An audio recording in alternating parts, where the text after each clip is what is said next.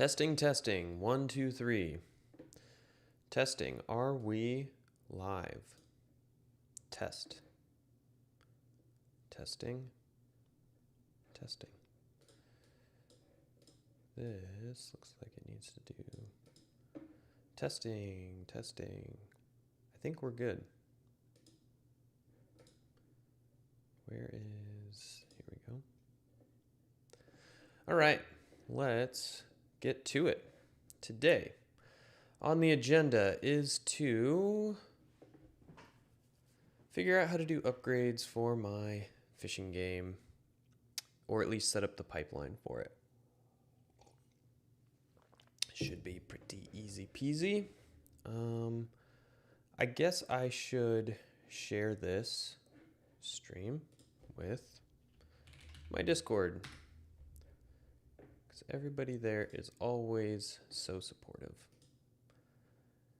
Share stream, copy, go to the old Discord, post it in there, and announcements. Here, going live, and go. Hold up. Yep. Great. Now, hey, can you turn up your mic a little bit? Sure can. Let me see here. Test, test. Tell me if this is any better. Testing. Is that better? Test, test. And hello, hope you are having a good day. I am having a good day. It's a good day when I get to drink coffee and make video games. That is what it takes to have a good day. Let me see if I can change my setup here. Hey, Alec, long time no see. Thanks for jumping in. So here is, I love that you said finally catching a stream, because this is the third one I've ever done. So you're not missing out on much. But today we are doing something a little new. We are taking my, well, it's broken. We've already broken something and we just started. I don't remember what I did.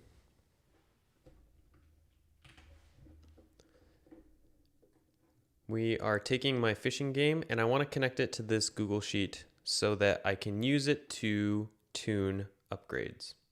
And that's what I want. Yo, it's my favorite streamer. Dang, oof. That's I'm telling.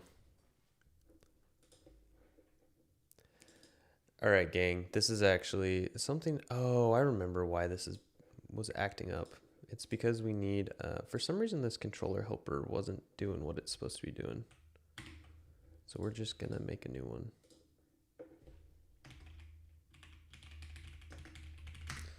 I remember running into that issue and I don't know what caused it, but I remember that when we had two, it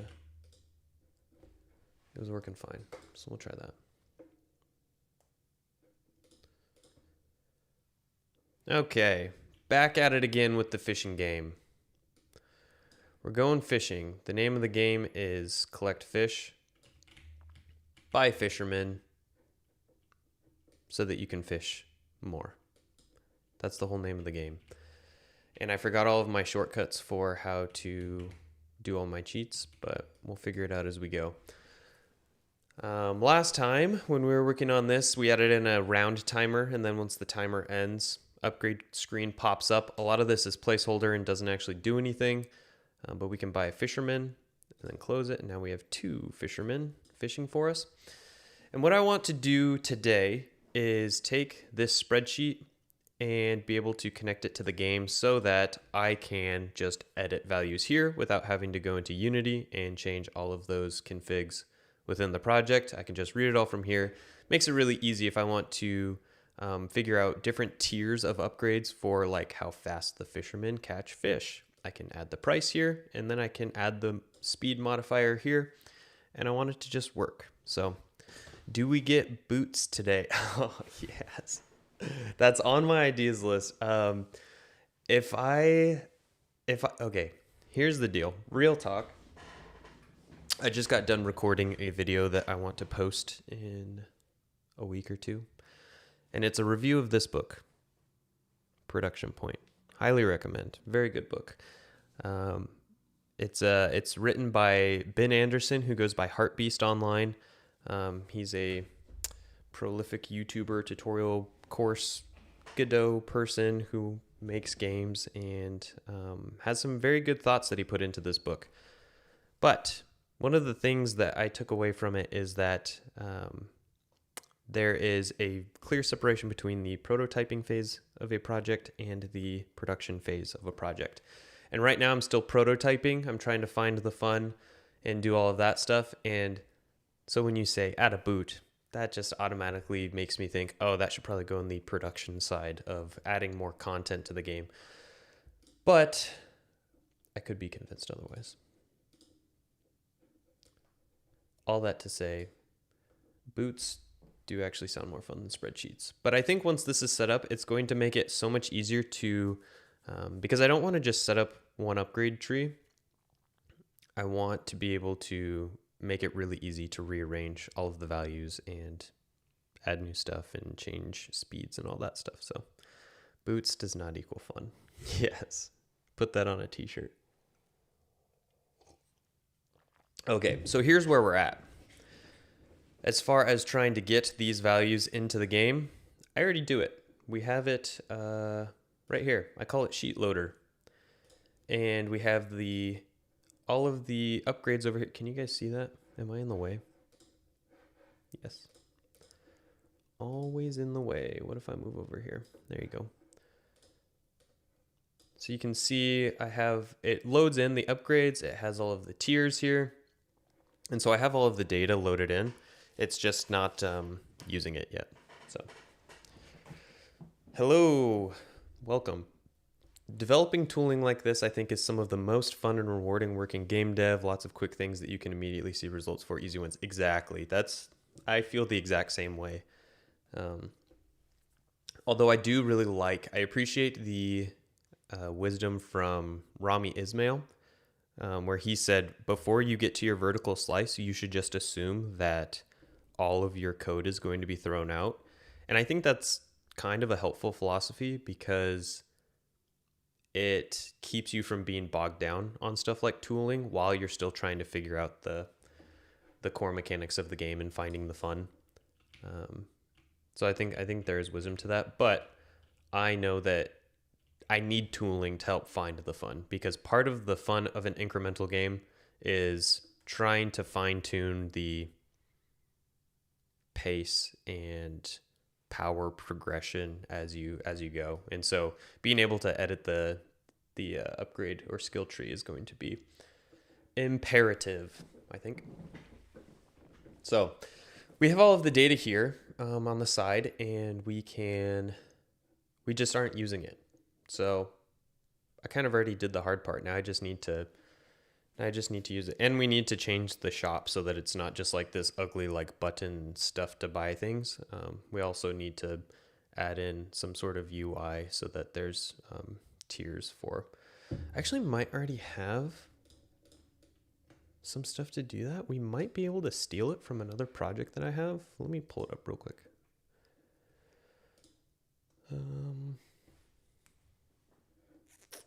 It would also require me changing branches on this project. Let me just look real quick. I want to see if I have this UI thing that would work. And none of this looks like...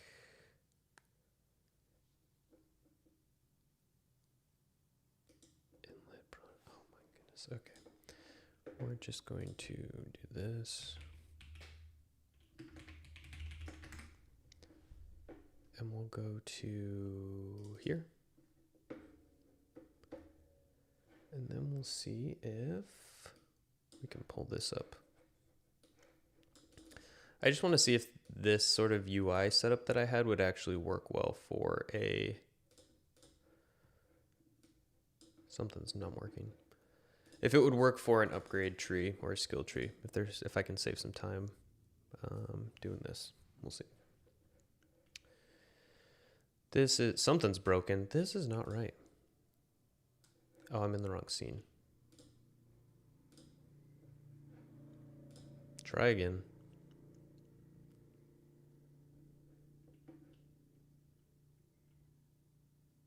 There we go. This is not the game we're working on, guys. Don't get excited. I just want to look at this.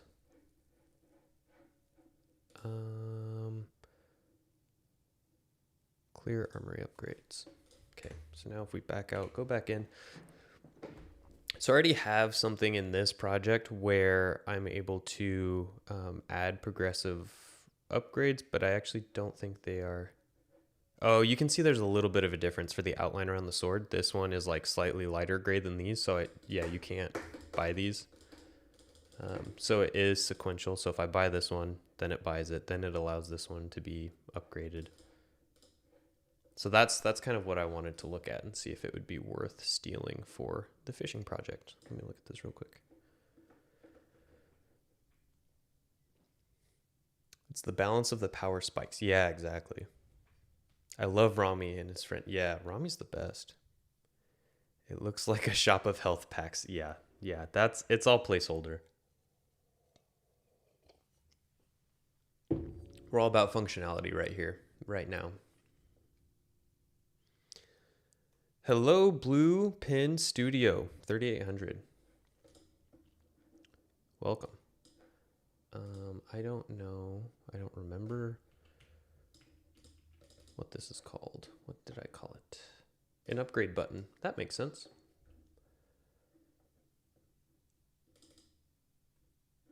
Yep.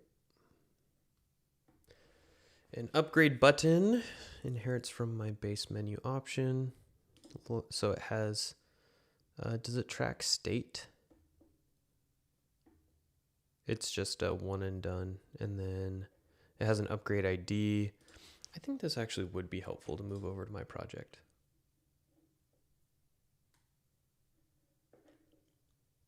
Because I can get these from the spreadsheet. And armory upgrade definition. Yeah, we are basically already doing this. If I look at this and this, config upgrades, a stat upgrade. Yeah, so these are the data structures for what I'm currently using for pulling in the values from this spreadsheet. And I think we can. I'm just trying to figure out if it's worthwhile to do on the stream. That's the hard thing.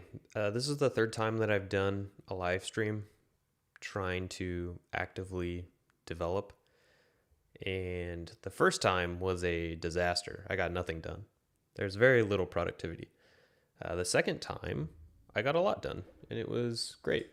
But I'm always trying to be aware of things that are boring. And I don't want to do stuff on the stream that I think will just be boring to watch. So that's my inner struggle. So is it worth me taking the time to take this upgrade button and move it into my project? I think probably, but first I think what we're gonna do is let's just hook up the land upgrades. Oh no, I'm too wishy-washy. We just got to go from the ground up. Let's draw a quick picture. Can you weigh in on something I ask a billion different game devs? Yes. Should game devs aim to specialize in a niche or genre, like only making puzzle games or only making underwater games or whatever, or should they be more broad? Does it matter? Yes. I have many thoughts about this. It's interesting because I was talking to the guys from Bite Me Games, and they are just all over the place with the genres that they're developing. They've done some, what are those called?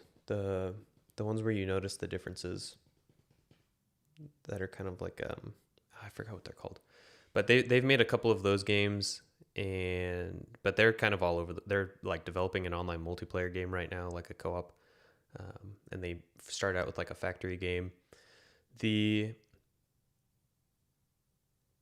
depends what your goals are, right? If you are trying to minimize risk and trying to repeat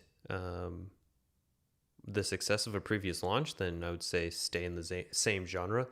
But if your previous games released were a bit lackluster and you're trying to follow the interest of like finding a more marketable game, then I think you kind of have to branch into different genres or see what's hot. That being said, it is so much easier to develop a game once you can rely on old code. I have a bunch of different prototypes. Like you guys just saw me do it. I pulled up an old project and I'm able to say like, oh, I made a button for managing the state of upgrades on this other project. Let me see if I can pull it in. And stuff like that saves you so much time. So if you can stick to the same genre, it is great. If you're very passionate about one genre and you just want to keep making each one better, then I think that it will just speed up your development timeline exponentially. But some people want to creatively also try new genres. So I don't think there's like a one size fits all for that. Anomaly Games, thank you. I need to check the chat more. I forget that I have people to help me think now.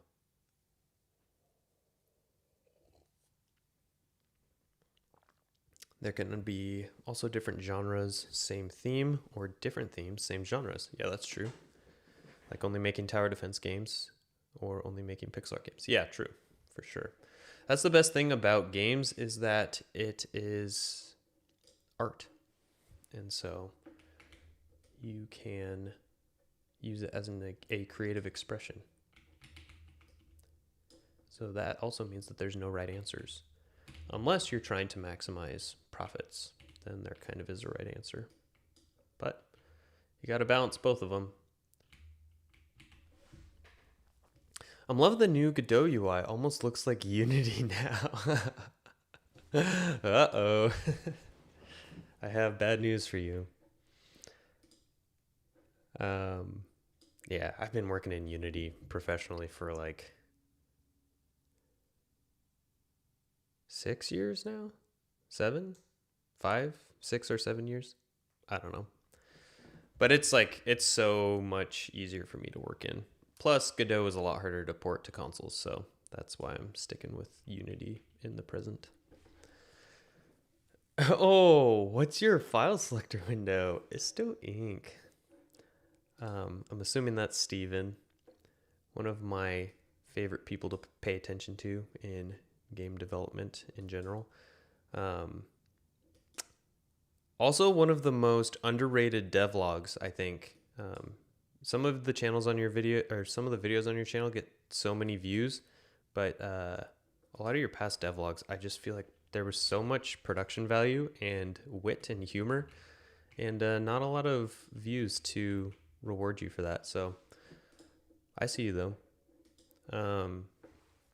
File selector window. It's just a favorites tab. It's just I just made an editor script that helps me to favorite things that I go to frequently. So I can like go check out where my scenes are, and then it'll just highlight it in the project view, or on my sprites down here. It just makes it so much easier to not have to scroll. And then some of them are custom. Like if I stop playing and if I want to go to my game scene, then it does the same thing. It opens up the particular scene that I've selected when I hit it, but it also saves my progress in the current scene. So I can just like go to my base scene, bounce around, but mostly it's just like a little favorites tab, but it is always open because it helps me to be faster. Yeah, nothing fancy.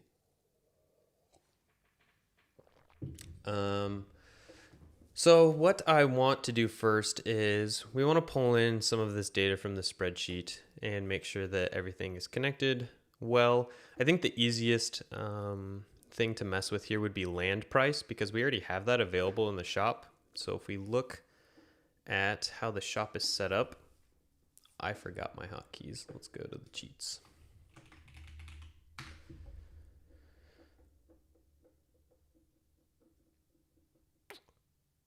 Pulling up. This is the wrong project, that's why. Try again. O. O brings up the store, evidently. Or maybe it doesn't because it's not working. Oh, I must have gotten rid of my cheat manager.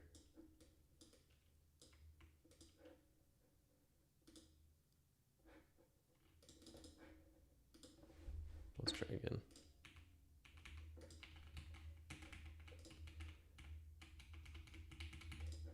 Something is broken here because none of my inputs are working now. You guys are getting the real live experience. That's weird.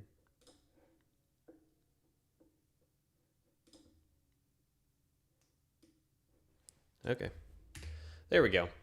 So now if we look at this beautiful UI, you can see that we can buy land for 75 fish. And I want to make it so that it follows the prices that we set up in our spreadsheet.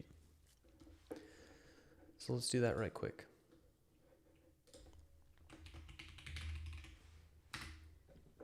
I love custom editor scripts that make life easier. Yeah, tooling, automation, making development iteration easier. That's what I'm working on right now as well. I want to read data from a spreadsheet instead of having to click on Unity objects and try and tune values by clicking into prefabs or scriptable objects or all that junk. Just let me edit a spreadsheet. All right. Store. Oh, I already opened it. How are we populating? I just hard coded it because I'm lazy, didn't I? I just put them right in the pop-up. Let's look.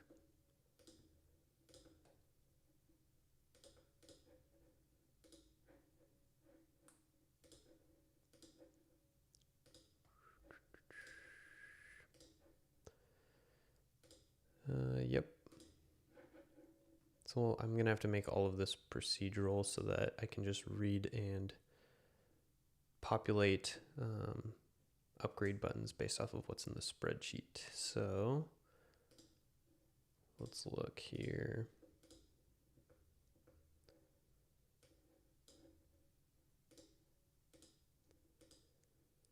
This is the close. It's now just occurring to me that I think that nobody will ever see my code or projects, and so I don't really care about naming stuff well. Now I'm self-conscious because I have done a bad job naming stuff. Land. Yeah, so we're gonna have to auto-populate this first. So let's make a to-do list. Let's do it. We'll put it in this class since it's new. And I don't feel like pulling up another text editor.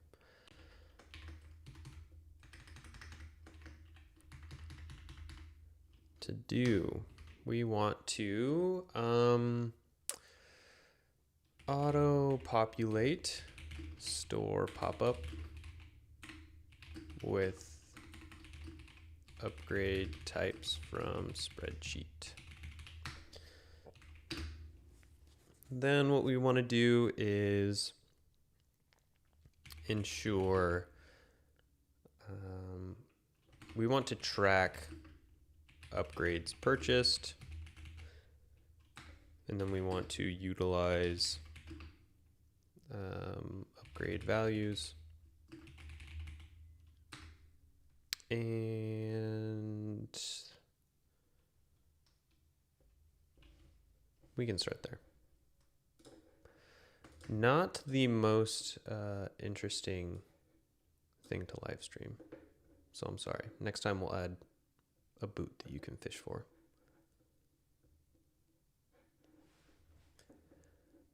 So right now we have these menu options.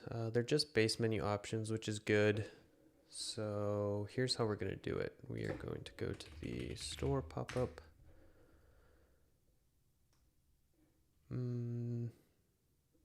I forgot how I've done pop-ups a few different ways, and I forget which iteration this is.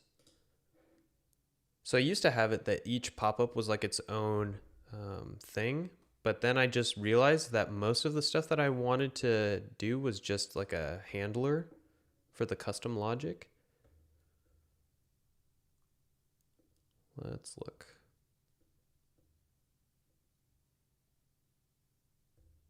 Yeah. Who inherits from this? Yeah, nobody. So we're just doing the menu handler, which is fine. We can do the custom logic there, I think.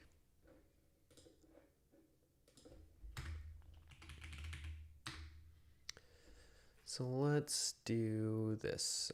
Setup.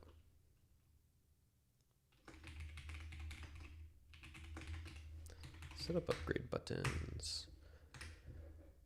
And we will supply a what do I call it? A base menu option.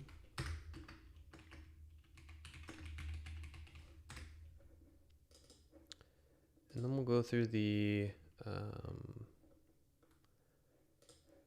config from the sheet loader, which is a singleton.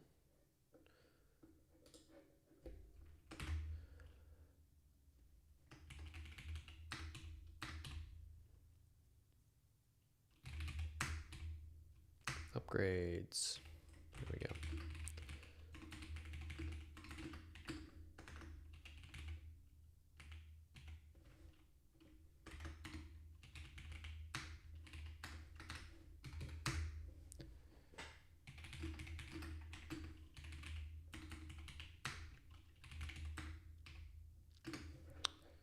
Let's add a parent for this.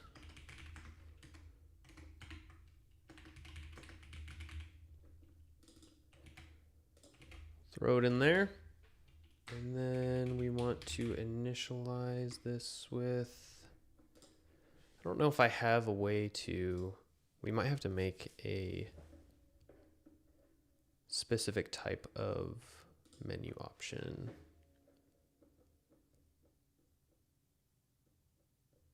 Yeah, because we don't have any sort of, we can set the value.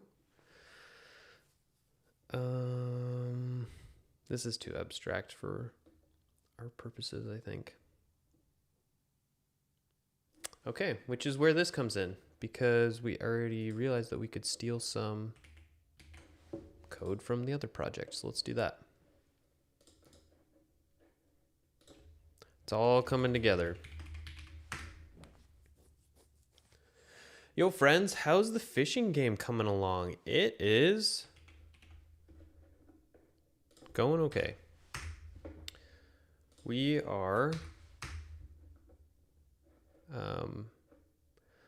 doing some very interesting, boring work where we're trying to read in some values from a spreadsheet and populate the shop upgrades according to the values in the spreadsheet. Which in my mind sounded like an interesting thing to do on a stream. And now that we're here, realizing that it's not very gratifying to watch probably. But maybe it doesn't matter. Maybe we're just here for camaraderie. That's why I'm here. Okay, so the way that we have, I'm not going to deal with images right now. We can do icons in the future. The text, title text, we will want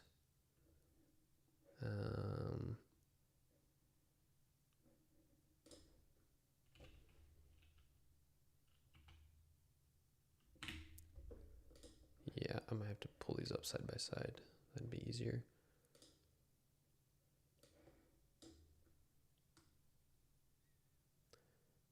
Price value. So if we do this,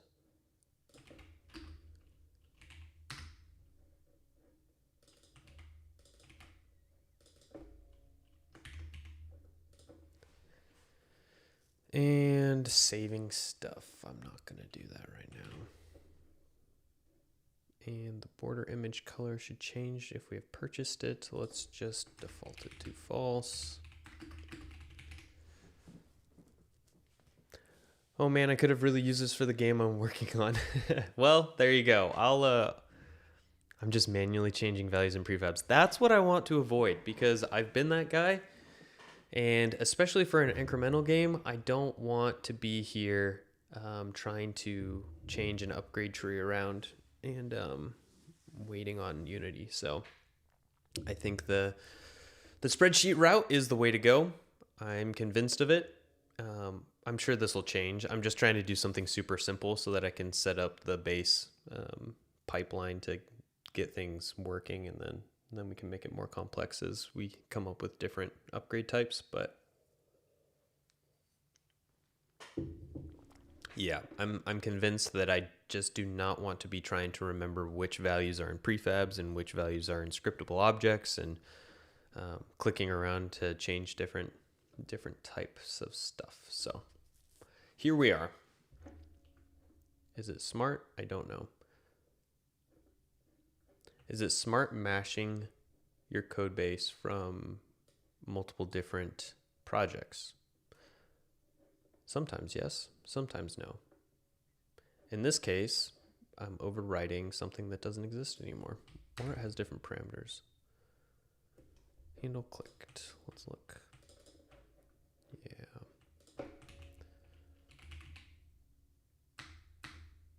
Oh yeah, she just needs to be virtual. That's it.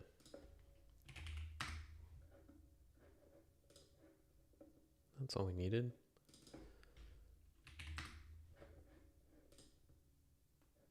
Cool. This is all save logic. Dependent upgrade button. Yeah, that'll be fine for will it? Okay, instead of set display, we're going to set this to initialize because we're not just going to do... We're also going to add in a...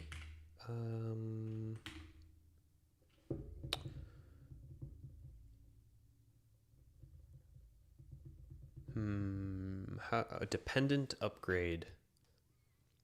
I was going to push this off till later, but I think it makes sense when we initialize things. Yeah, okay, we'll come back to this. We're just going to try and keep it as simple as possible right now. Let's go back to our to-do list and we will we'll do it after this.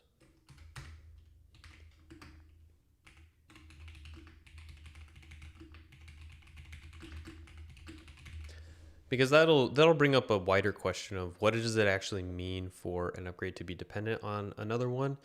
Most likely that's something that I would also set up in the spreadsheet.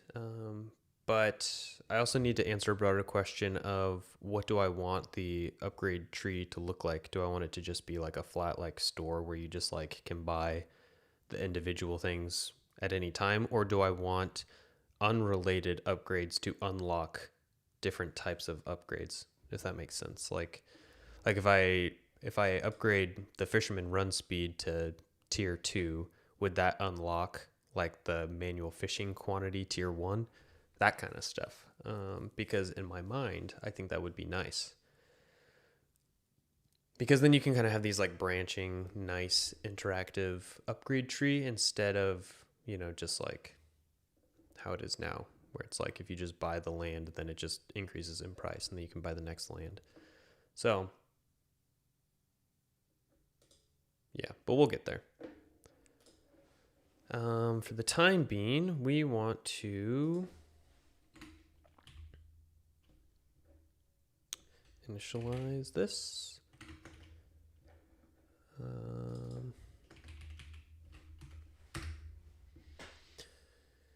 Hey Thomas, awesome to see you're keeping at it now that you're back. How are you feeling today? Thank you. Yeah, it's honestly kind of fun. I talk to myself when I code anyway, and so having a setup like this is great because I can just talk to myself, but also to other people. So if I live stream it, it feels less schizophrenic. I'm doing good today, though. Let me think. I'm juggling a lot right now. Trying to keep up with a bunch of different projects. I'm really trying hard to have a consistent YouTube upload schedule in 2026. So I uploaded a podcast yesterday, worst performing video that I may have ever had, like in the past year and a half. But it was a good chat. And have another video going live on Monday, I think next Monday. I'm trying to do Mondays, but we'll see how it goes. I might have to push that one back because I might have a sponsor to throw into like a sponsored segment on that video, but we'll see. But doing lots of YouTube behind the scenes stuff.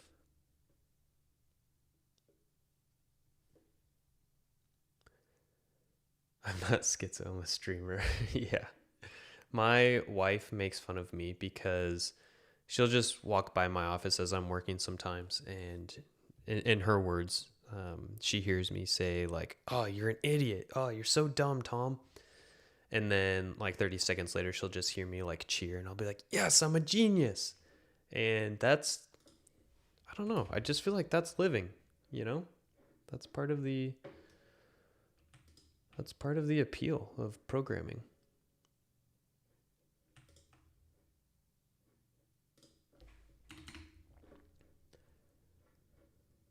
Okay.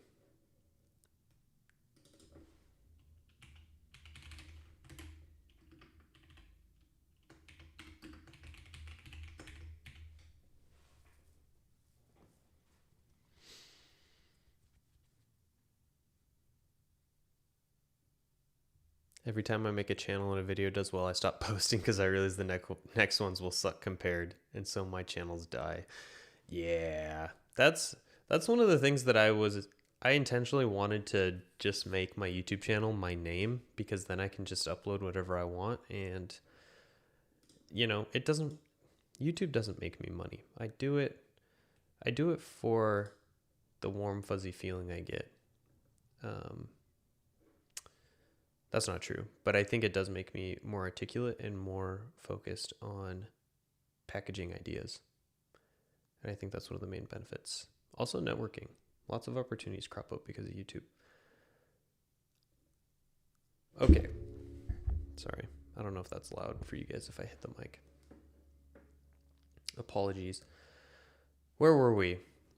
What do we do when we handle a purchase? We'll save it eventually, but not right now. And then we will just say this is what we purchased. How do we want to...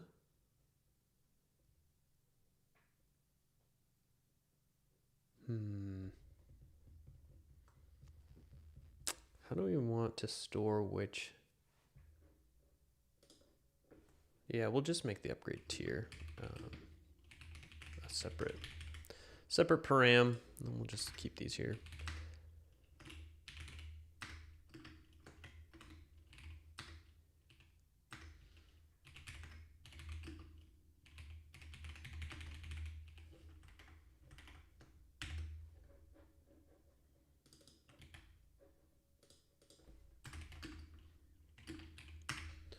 There we go. Hey, Thomas. Hey, what's up? You guys are so encouraging. All right. We're doing good. We are killing it. And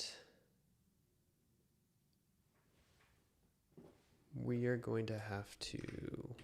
Here's a hack. Leave to-dos in your code, and then you feel like you will come back to them at some point.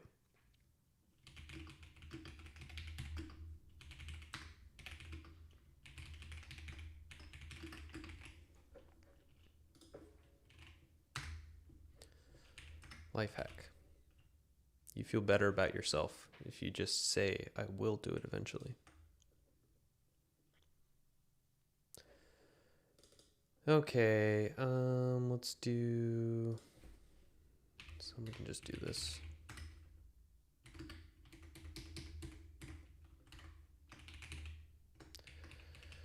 Another good tip, if you guys are adding callbacks or system events on your objects and you're passing parameters, like this for instance, when we purchase an upgrade, it's going to fire this event and it needs an upgrade and some string. Always label in a comment what your params are actually supposed to be. That makes it so much easier to come back and figure out what is actually going into these. More hot tips from Thomas later on.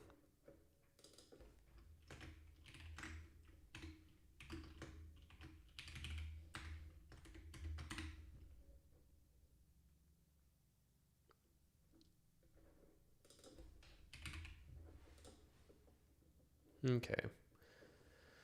Fresh visibility, yeah.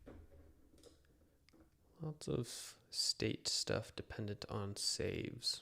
We'll have to make that a little bit better.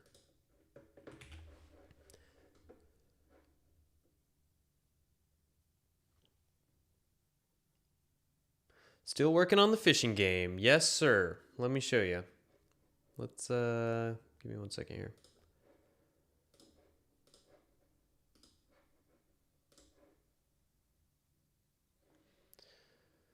Beautiful title screen. Here we go. We got our fishing game.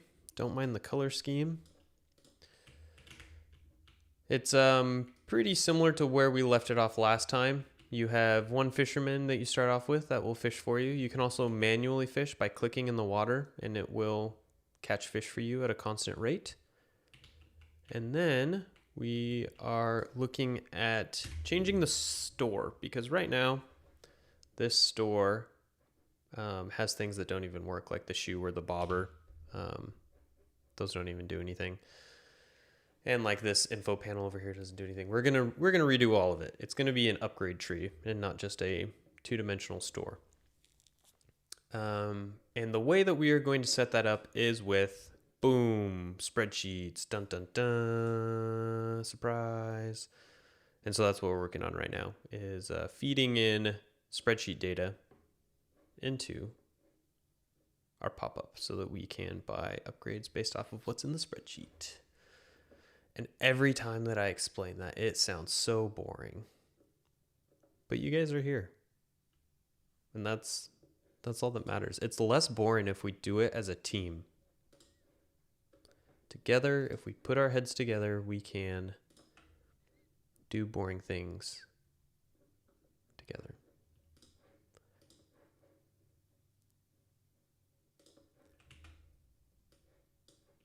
Okay.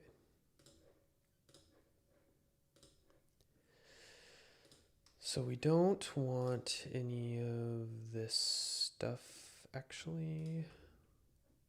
All of these menu options we will disable. And then wherever the menu handler is, not there. Here?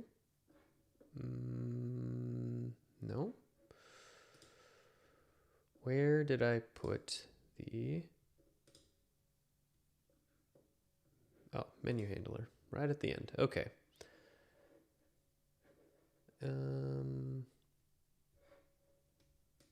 That's an easy one. The upgrade button prefab is probably best if we steal it from the other project, potentially. Let me look. Let me see how it's set up from how we were using it over here. Upgrade button.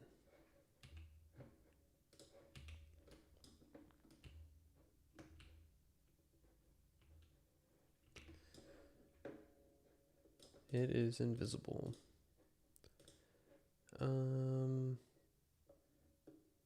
Yeah, it's honestly not too bad. I think we can just, oh, that's why. Yeah. Okay, let's take out all the UI stuff so it doesn't get or the unnecessary, like the border image the dependent object, the icon image. We'll put all this stuff back later, but we don't need it for what we're doing right now. The name of the game is iterating a little bit at a time, because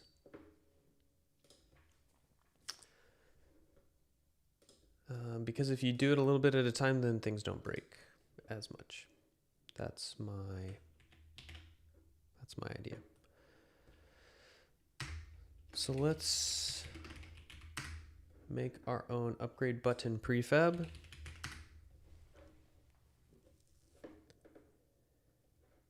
And we can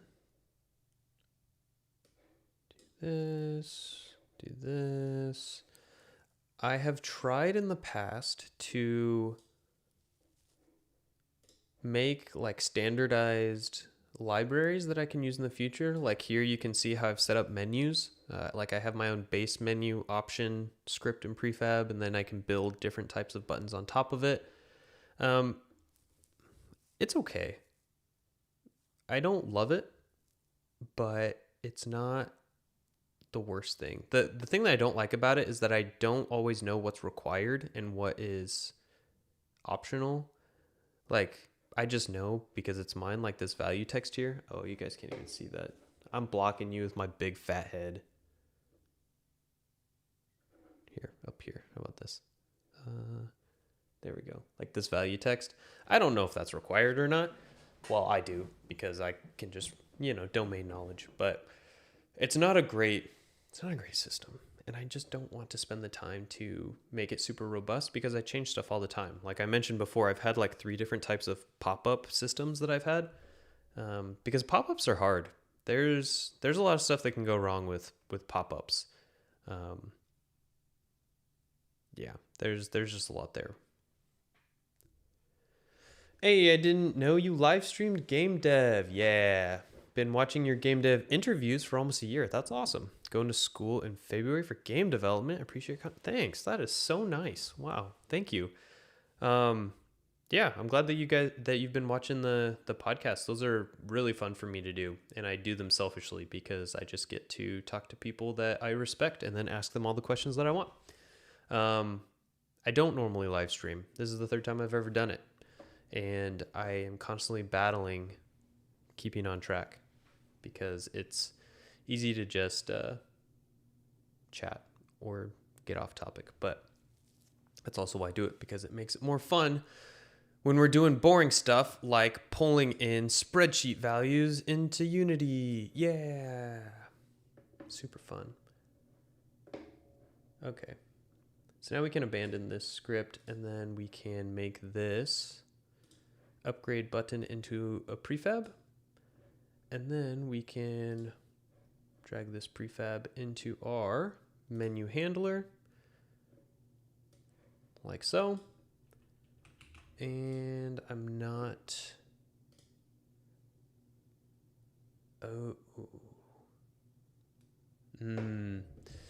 yeah, this is what happens when you try and bastardize previous code though. It's just not, it doesn't fit quite. It's like when you're doing a jigsaw puzzle and you're like, this is close enough, I just need to like hit it on the table a little bit. That's exactly what this feels like. Yeah, because I'm dragging in individual callbacks for these purchases, which was what past Thomas did because he was lazy. Shame on him. Hello, Kyle DeLazy. Speaking of lazy, have you ever localized your game in Unity? If so, did you use a tool? I have. Yes, I have localized my game, and I used a spreadsheet.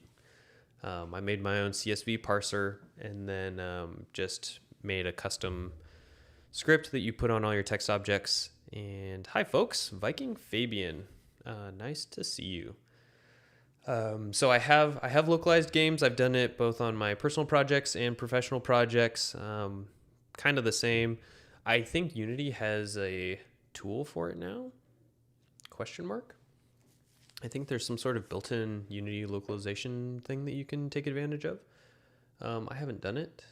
I'm I'm trying to remember. I think I put this in one of my devlogs, but I put in a debug tool that if a string or a piece of text is localized correctly, then I can flip this toggle and it would turn everything that's correctly localized into the word poop. And so I can just go through my game and everything should be poop. But if it doesn't say poop, then I know it's not localized and I can go fix it. That's the hard thing about localization is like usually you do it last. But if you're smart, you do it from the very beginning. So then you're always localizing stuff as you go. But yeah. Yeah. Hey, Thomas. Hey, all. Hello, John Livingston. Localized to Thai today. Oh, nice. Yeah, there's a lot of stuff with there's so much to consider with localization in game, especially like fonts that you use, like how different characters show up. If it's like a left to right language or a right to left language, line breaks, having stuff fit or get cut off or wrap. There's a lot of stuff that goes into QA. And if you want to do it perfectly, it takes a lot of effort. For a new game developer, it means a lot to see live stream work. With that being said, I'll keep these short so you can focus. No. Keep it. I appreciate the chats. I think last stream I was doing a lot of iteration and just like checking the chat while Unity would compile, and that was like a really good setup. I like doing that. But right now we're kind of revamping my whole store setup, which kind of requires a few changes and a few different scripts before we can actually try it out. So Thai has no spaces. Oh my gosh, that's crazy. I think Hebrew's like that too, right? It's like, that's just like, that'd be so confusing. Been watching you for a while. Really enjoy the podcast. Thanks. I'm a full-time dev for the past 5 years. Tried hitting you up on X a couple weeks ago for some advice. Wanted to mention it while you're here. Oh, sweet. Yes, I used to reply to all of my messages on Twitter or X. And then like a month or two ago, I tried asking for a video editor on X. Let me see if I'm not going to pull it up, but I posted on it and then I got like a ton of interest. So many people hit me up wanting to be a video editor and it just flooded my inbox. And now I'm scared to ever look in my X inbox ever again because there's just like hundreds of people in there asking if they can edit videos for me. And so I basically just like spammed myself. It was my own fault. So I'm sorry. Here, watch this. I will make a note to go find your message. Most recent life hack that I've discovered is sticky notes. They are my new favorite thing in the whole wide world. I have a bunch of journals. I have like my planner in front of me. I love putting information down, but sticky notes are so temporary and constrained, and you can like move around if you want to think spatially, Post-it notes are the best. That's my pitch on Post-it notes. Matt Cole, I will find you on X and reply to you. Cool. Love your content, Thomas. You guys, can we please tone down the compliments? Thanks. I need to be criticized a little more than we are currently doing. Too many people saying too many nice things. Thanks. No, but thank you, actually. I have a Google Sheet that translates into French, Spanish, Portuguese, Russian, simplified. Yeah, that's a good list. Line breaking is the challenge. Yeah. So that's what I was doing before John Livingston. I was exporting Google Sheets as a CSV and then importing them into Unity. And that's a good way to do it if you don't want things to break after you've shipped, because then you can like make sure that you have like a specific file that is designated for a specific version of a build. But in development, I'm actually grabbing it remotely, which is great. So I mean, I think it's great. I haven't used it for the spreadsheet yet. It's working, but I think the iteration will be better. Hard cold messaging people when you're not a big name, dude. It's so true. Hate your content, Thomas. There we go. Let's go. Let's make this a roast. Yeah, you guys should see. I won't pull it up. I'm so scared about using the internet on stream because I just know that I'm going to dox something.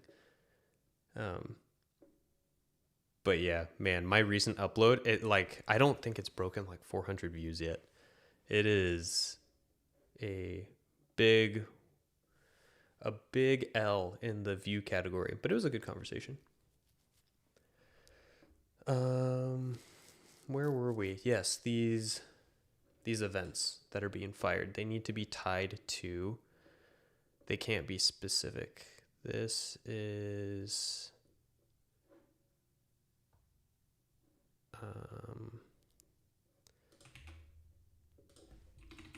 these need to be generic. Select upgrade will pass in a stat upgrade and a upgrade ID.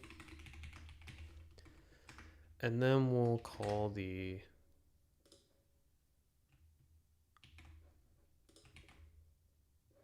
just do this in the game manager.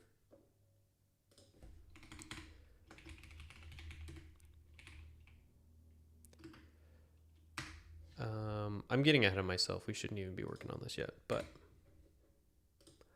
oh well. Sue me. Your camera view is always so massive.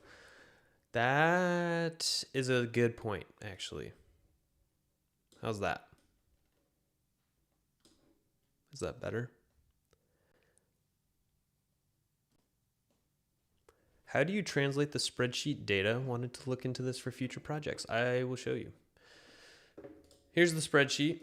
I don't know if I'm going to keep this format, but I just wanted something simple. So there's a title, there's different, these are the upgrade titles, the different tiers, and then obviously price and the value that I want to use associated with these upgrades. And once I load them in, I made these objects over here. These structs that will hold it. This is starting at the top. It's the most top level. It's just the list of all the upgrade data, which is comprised of, this actually isn't, this isn't top to bottom. That bugs me. Let's try that again. There we go. Then a stat upgrade is just, it has an ID for the type of upgrade, and then the tiers underneath it. And then here's what the tiers look like, comprised of a level, price, and value. And then the spreadsheet loader, it looks like this. And I'm just using a web request to get the CSV data, and then I'm parsing it according to how I have set up my spreadsheet like this. So it's not perfect. I will definitely have to change how I parse it as the spreadsheet changes, but it works for now.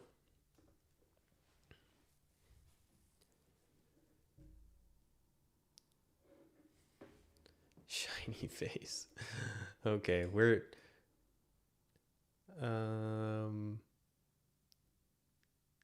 is this way better than scriptable objects? It depends on who you ask. Is that like a normal size face for a live stream?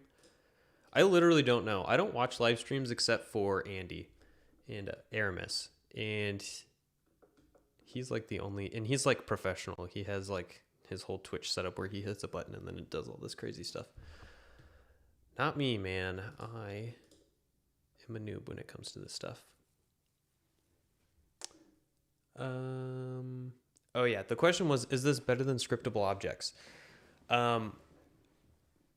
It's no. I would say use scriptable objects. But the reason that I'm doing a spreadsheet is because I'm planning on having a lot of upgrades, and because it's an incremental game, I want to have a big upgrade tree. And when I fine tune it, if I want to change this land price from 20 to 25, I just want to come in here and do that and then have it work. Whereas if I go into Unity, I'm going to be like, okay, let's see, go into like my database objects. Here's all of my upgrade data. Which one is the one that I want? Oh, this one. Okay, I'm going to change this to 25. It's just going to be so much faster to use a spreadsheet. I think that's my hypothesis. Do you use machine translation? I'm just using Google Translate from Google Sheets, but I'm worried that players might get upset with bad translations. Let me think. I've done both. If it's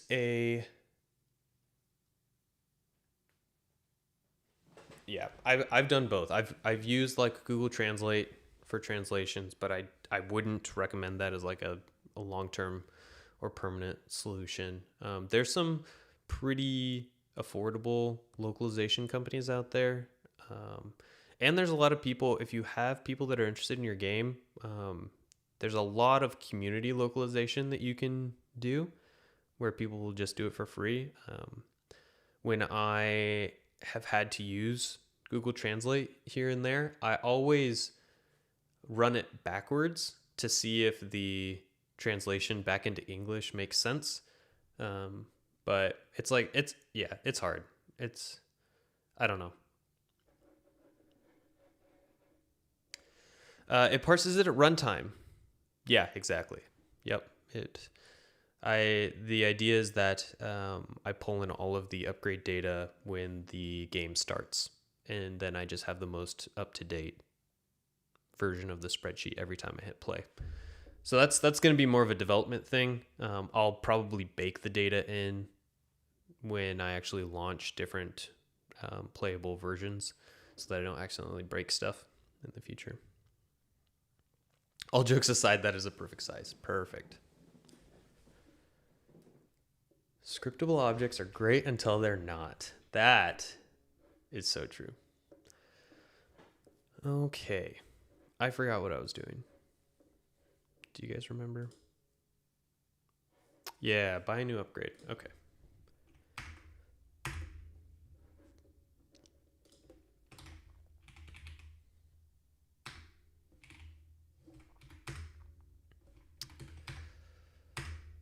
I don't remember what these are, so let's just log them.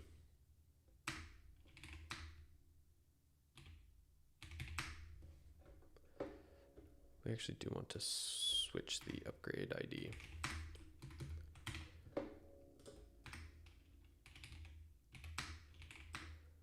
All right, we'll come back to this.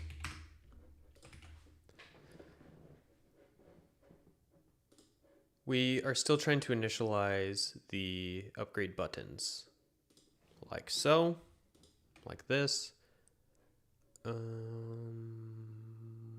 Let's just see what it looks like. Let's see how far off we are right now.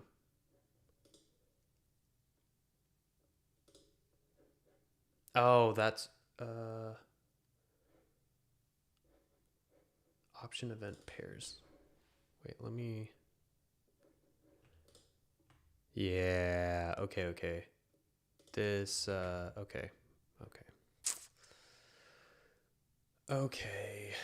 Yes, I understand now. This was the conundrum. We can.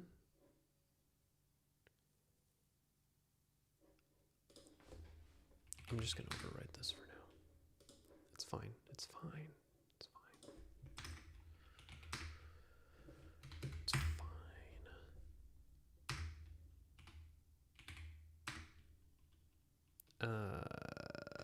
Cast this to an upgrade button, and then we call it a. Okay.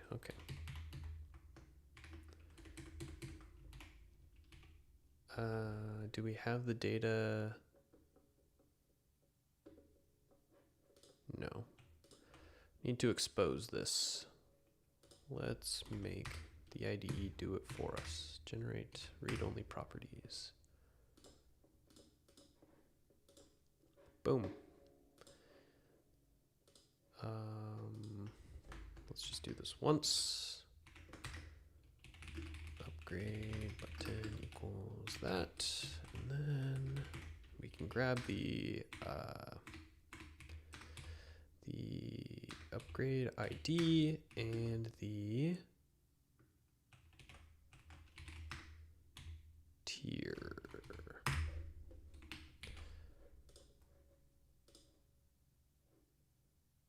Oh, we don't need, oh no. Yep, that's right.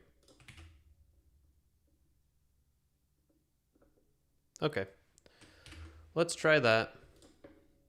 See how far off we are. I made a skill tree, scriptable object data base, where it looks like a spreadsheet for each upgrade. It works fine. Oh, that's a good idea.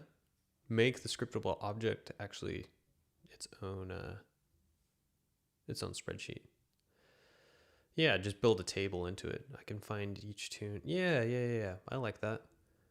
A lot of nuance to getting it right. Yeah.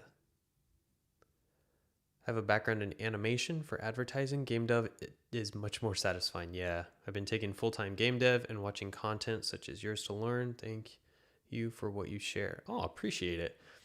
I try and not to pose myself as an educator because I know a lot of technical stuff, but I don't form my channel around the technical stuff.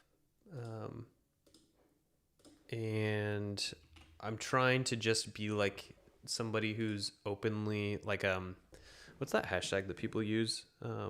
Like work in public or something. So it's like, I'm trying to just show my process and my thoughts as I'm going. So then it's more like a, hey, let's watch this guy, see if he sinks or swims. But I don't try and position myself as like an authority because I actually don't know what I'm doing most of the time.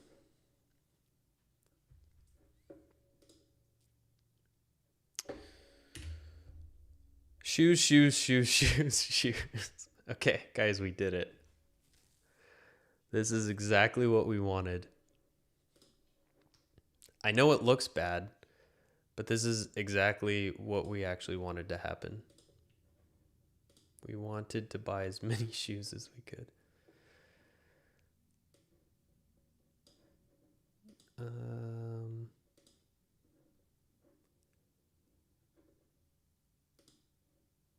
That's so funny. Let's take a look at this. So this text, this actually said, oh, I did the wrong text. And then the price. I don't think I set that up. All right, we're on a good track though. This is gonna work.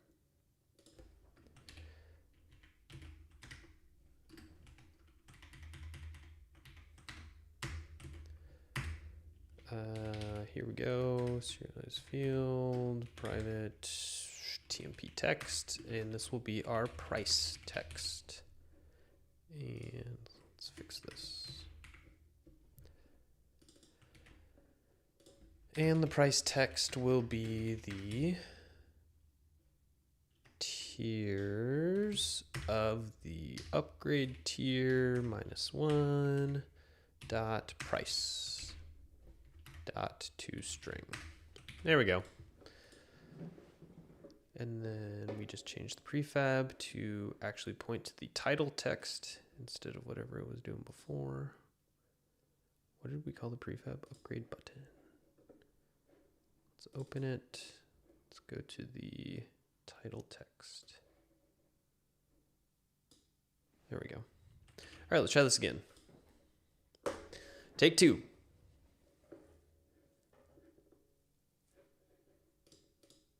$31 people? What are you guys doing? Oh my goodness. Okay, let's open this up and see. Shoes. Fisherman catch speed. And an error. We got so close, guys. Upgrade tier. So this is a mismatch.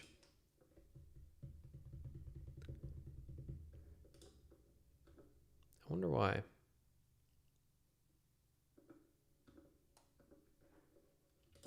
Let's just walk through it. Actually, let's bounce out of this. We will go right here. We'll debug that. Hi, how's it going, Timotheus? Howdy, howdy. We are working on the fishing game. And we don't need any of this. We don't need this. Always good to see how others do what they do. Appreciate it. Don't need this. Anybody else ever leave their breakpoints in and then you have to like disable a million breakpoints whenever you debug something? Yep, there we go. There's another one. Okay, open up the old shop. Let's look at the upgrades. We have 5 of them. If you guys, yeah, can you guys see that? Okay, we have 5 upgrades here. Things are looking good. This is what we want to see. Yep. This looks great. So let's see where our issue is going to come from. Let's go in here. Let's go in here. We have, and then let's run this. That works. Let's go to the next one.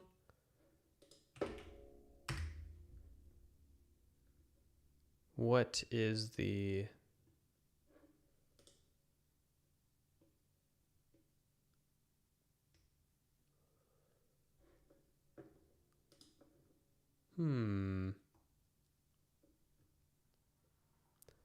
Object not set to... Let's see, why is this not working? Is the price text not set up?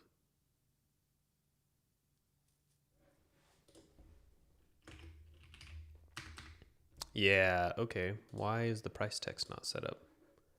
Did I leave one in the pop-up prefab or the... Yeah, I did. I do that all the time. Whenever I make a prefab and add it into my project, I leave the one in the scene. That always causes issues. Okay, I think that was the problem. Let's see if removing that fixes it. Boom. Nope, sure didn't. Good job, team.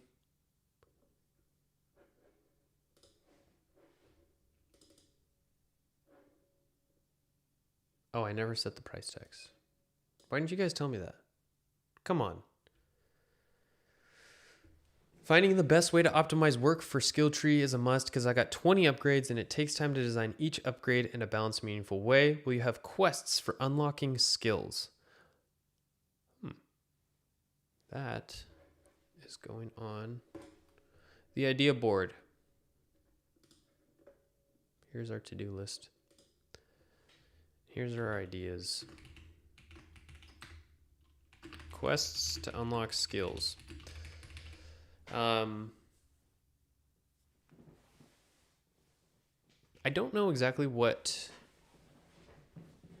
Maybe that's a good idea because right now, like the only skill is that you can like click to fish manually.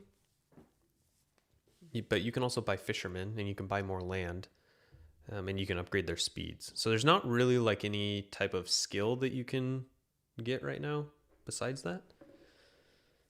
But maybe in the future.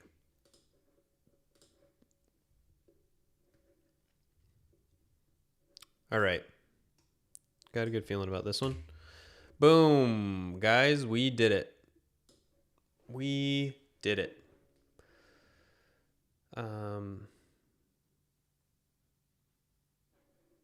We have everything here.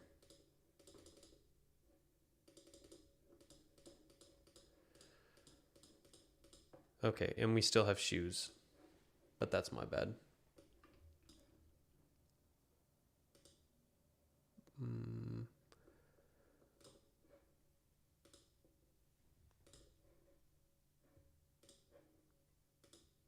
There we go.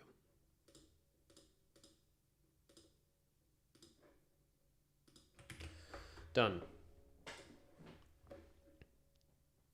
Have you ever thought or discussed regarding working with Aramis for any future game dev projects? His most recent game with Thorny really blew up and he has definitely learned a lot on the marketing end. Yes, I am basically groveling at Aramis's feet, saying, please work with me. Not kidding. Okay. We have all of the upgrades present. So they don't look good, but they're there. And this actually... This didn't update. Do I have to publish this every time I make a change? I don't know. I don't actually know that. Maybe like have fishermen catch 100 fish to unlock the fisherman's boat. Yes. Oh, I forgot about the boat. I put that in my last ideas thing. The boat is such a good call. Okay. So we have two options here. Either our spreadsheet isn't updating the land price properly, or we're not pulling in the most recent spreadsheet data, or this is displaying it incorrectly. Let's look at this to see which one it is. Yep, this is grabbing it, so it's actually not setting it correctly, which is weird. So if you go, let's go to the last, oh, okay. So if you go to this one, go to price. The price text. So it should be setting this. Let me look to where this is. Aren't we setting it right here? Isn't that what we're doing? The upgrade that we're passing in for the upgrade tier and the price of that.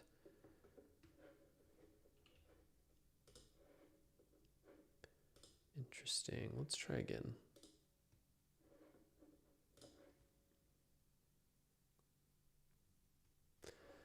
Happy Tuesday to everybody. Is anybody else making a game right now, or are you guys doing other stuff?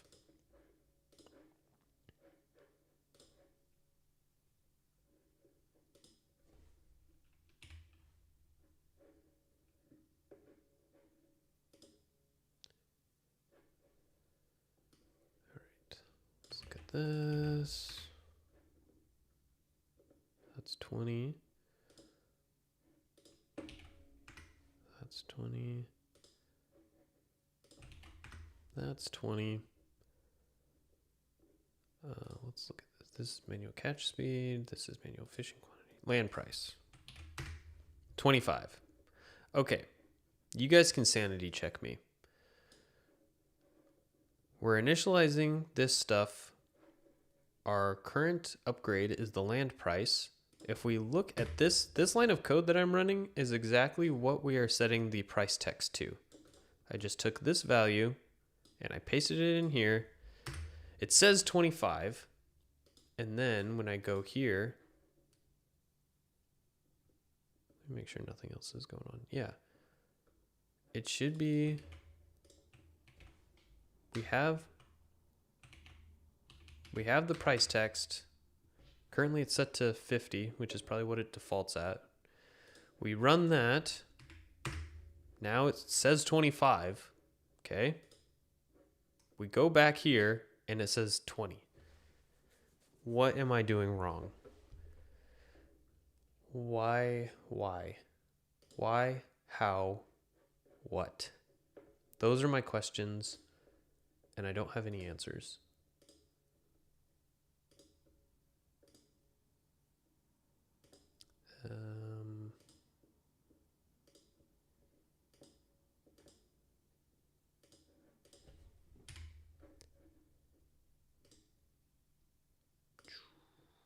Right here. Why does this say 20? Who or what is setting it to 20?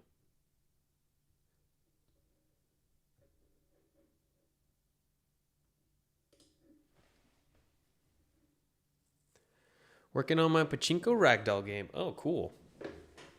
Currently texturing cosmetics and Substance Painter. Nice. Coding my medieval incremental game where you defeat monsters approaching your castle. Nice.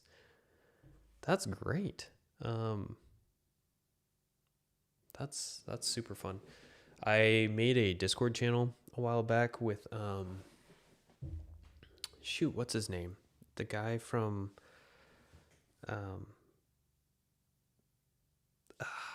I'm under caffeinated. What is shoot, you guys know him. I met him on Blackthorn Prod. He's making Disinherited. Why is his name escaping me?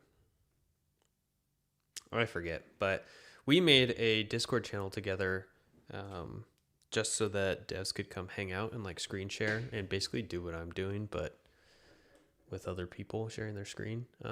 Cool idea. We haven't done it very much, but that's why I'm live streaming. But I just all that to say, I like the idea of co-working with game devs. Makes it more fun. Yeah, just a bunch of devs deving and stuff. Okay, but why is this price getting reset to 20? That's what I want to know. Who is setting it to 20 and why? Is there something that... Let me look at the setup over here. Nothing but the...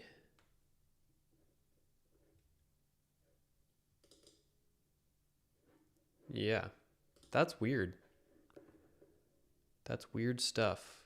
Is the price text being used anywhere else? No.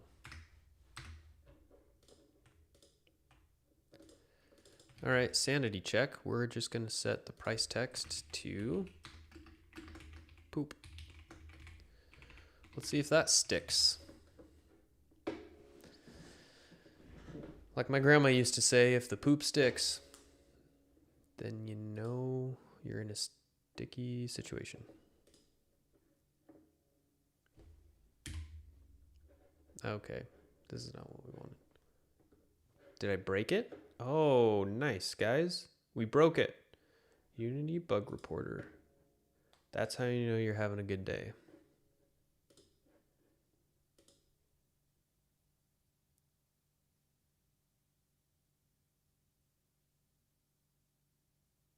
Dryden, yes. Thank you, Nerd Chomp. Thank you. Whoa, YouTube celebrity in the chat. Thank you, Dryden. Yes.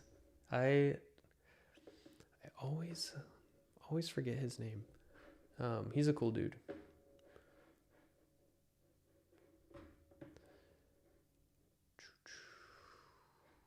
I forgot what I was doing.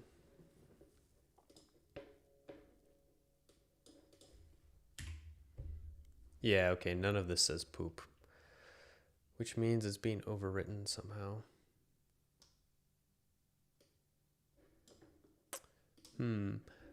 I actually think that I'm a pretty good developer until I have to do it live in front of people. And then I realize the truth.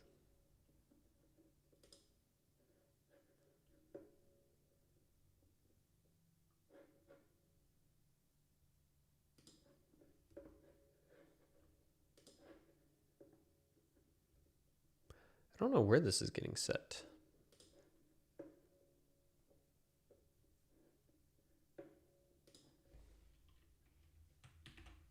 Dryden's the best, super nice guy, and the hardest worker. Yeah. I really enjoyed my conversation that I had on it with him on my channel. It was like the first time that we actually got to properly chat. And I like him as a game dev because he kind of embodies like the game dev as a craft. You know, I think that maybe it's because he has like musical inclinations, but I just feel like he's truly a one-man band game developer that is just bright in every area, programming and art and music, and he is just I feel like he embodies like game dev as a lifestyle, and he does the craft well. But don't tell him I said that.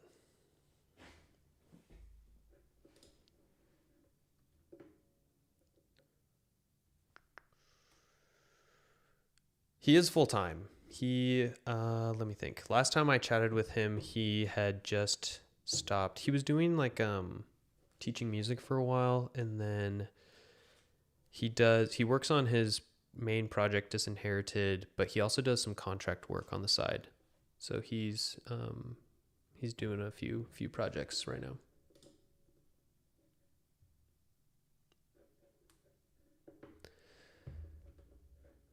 Okay, I know that this is just going to be such a stupid solution, but I don't know why this text isn't updating correctly.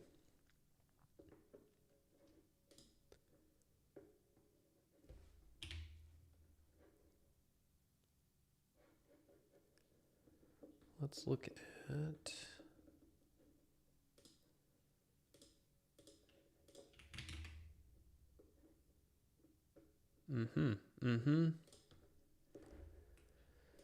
Is there something that we're doing here?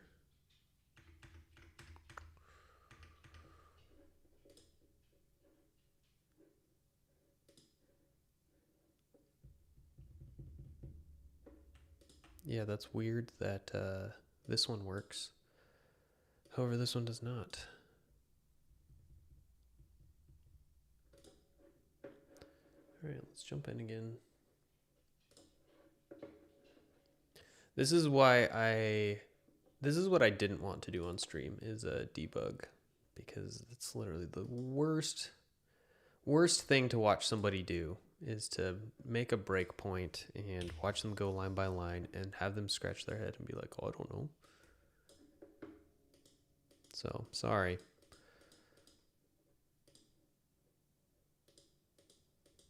Maybe one day I will be smarter and we won't have to get through this. Go through this again.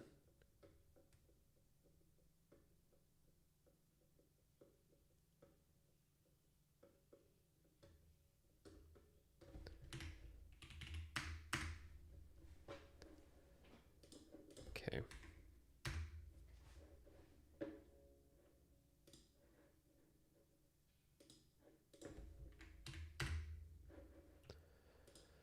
All right.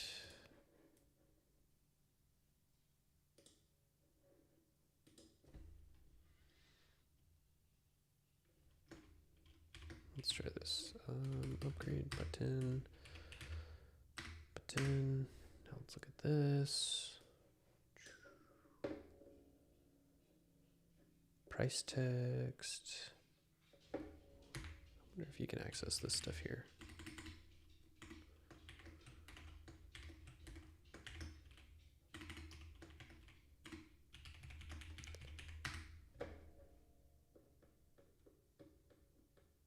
Wow, I think you can. Who allowed that? That's crazy.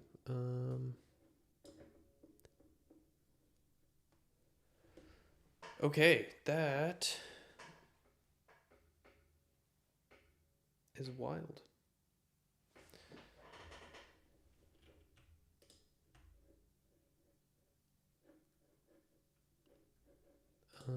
So we're not doing anything with the buttons here.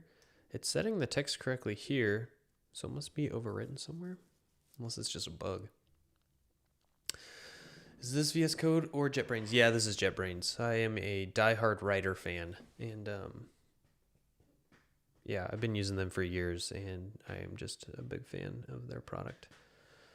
I haven't done any IDEs like integrated with any AI stack yet. I know that JetBrains offers that, but I haven't tried it working with AI tooling inside. But besides that, I think that Writer is probably the best that I've used.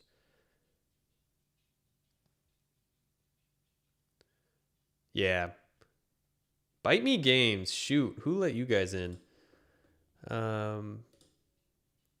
I was just talking to JetBrains, and they said that they were willing to give me some licenses to give out. So if they respond to my email, then I will probably give out some free writer keys to people who want Um, I don't know what licenses they are, but some sort of professional version of Writer.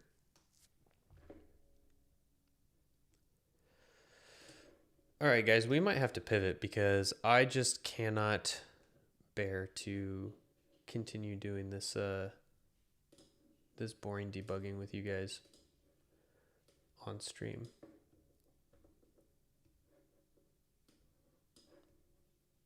So here's what we'll do.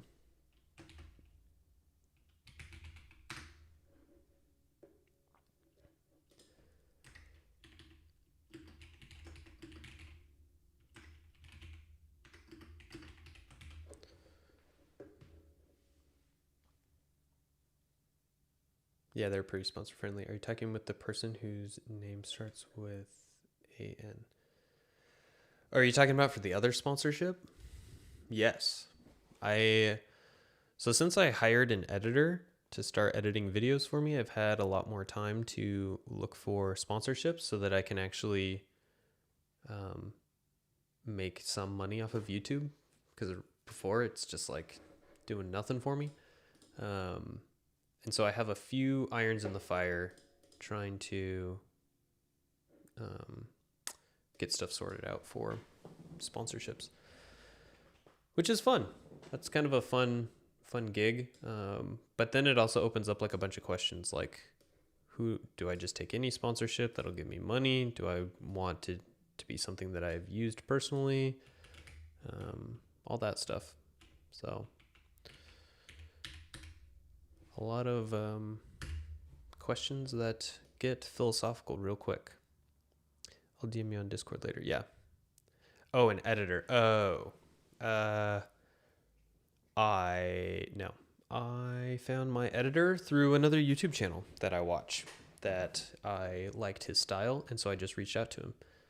And I think he's been doing a really good job, because I think that he identifies the bits of videos that I would want to have included, and he kind of runs with them.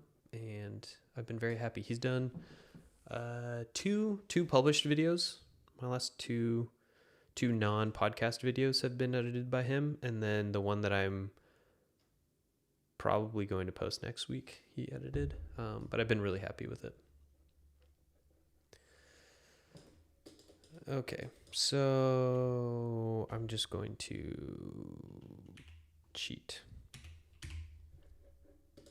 Oh, I forgot that I broke stuff. Here's the best thing about using version control. You can just... I already have a current stash. Current 2, nice. Roll back to a clean version that works. Has it been worth it to hire an editor? 100%. It has turned YouTube into a more enjoyable endeavor, because I hate editing, and it has allowed me to turn it into a profitable endeavor also, because I don't have to, I can, like I said, I swapped out editing for trying to find sponsors, and so that has worked out for me, because I'm actually able to pursue those sorts of deals and have some hopefully consistent income. We'll see if it's just stuff that is temporary, but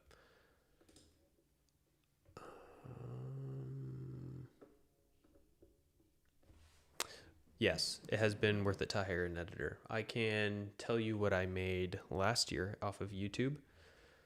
I'll pull it up on my phone, because like I said, I'm so scared about doxing stuff on live stream. But I'll show you.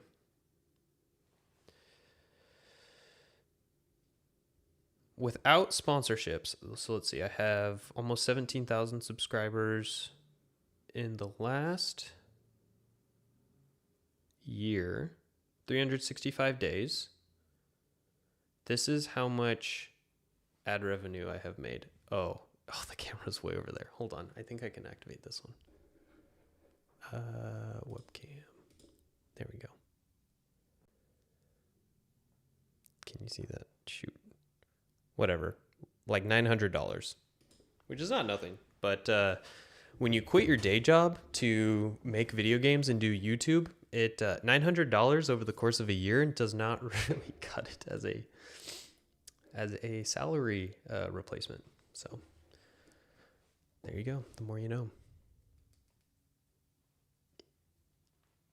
I could never justify the cost. Yeah.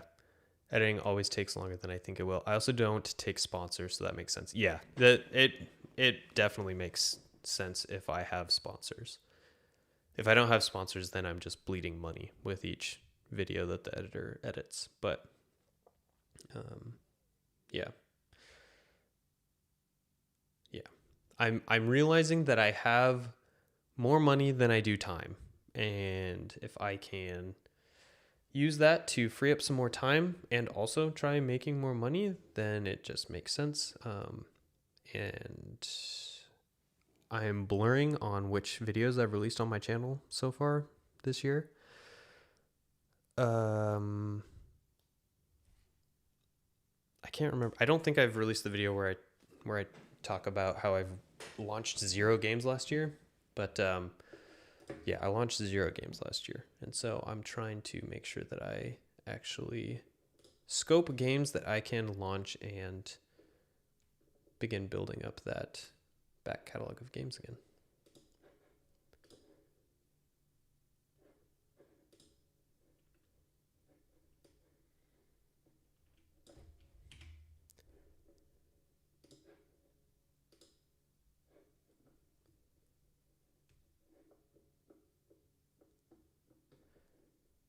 This is interesting that this isn't oh, that's why. I need to learn how to use Git properly.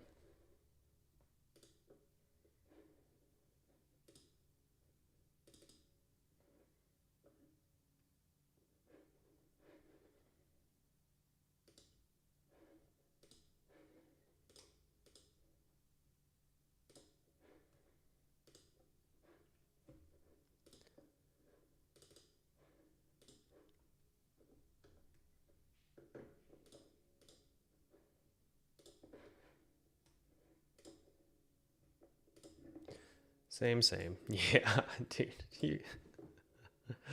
That's yeah, that's crazy.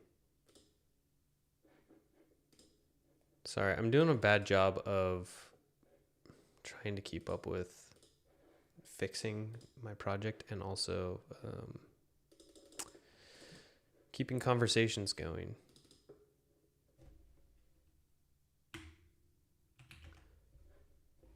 Okay, I don't actually know what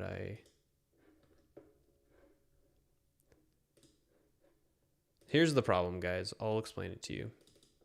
I am doing a poor job of managing my submodule in my Git project. And that's why I'm trying to roll back to an unbroken state. And I can't do it while I'm talking because I realized that I haven't been committing my changes to the submodule when I should have. And so now it has breaking changes and necessary changes all in one commit. Because I'm dumb. So I do think having a submodule in the project is a good idea, but at the same time, you should know what you're doing, or else it doesn't make sense. So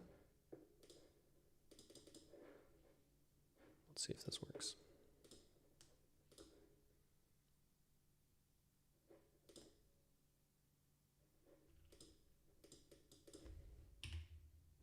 Okay, no upgrades. That's fine.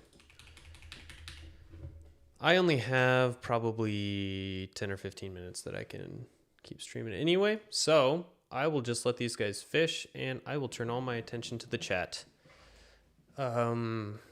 Let's do a little retrospective about how the stream went today. It wasn't great. And that's not on you guys. That's on me. I didn't pick a very interesting feature to work on during the stream. It was also something that needed to be, there's a lot of refactoring involved, and that's not good entertainment. So I apologize for that. Otherwise, I've enjoyed everybody's company. And so that was a positive. Have you liked streaming game dev? I think I would just keep getting distracted. Yeah, that's the main thing. So I have 3 data points to go off of. Stream number 1, I got very distracted, got almost nothing done. Stream number 2 was great. I was very productive and also got a lot of good chatting in with people. Stream number 3 wasn't bad. Probably in between, I guess. I would say in between the productivity level of 1 and 2. But I can't just measure productivity. There's also value in getting to connect with people. And that's partially why I started doing it anyway. Because I realized one day that I am sitting at home by myself and I am lonely and I want to talk to people while I work. So there is value in that as well. Next, hire someone to do the live stream for you so you can focus on developing. Oh my gosh, that's funny.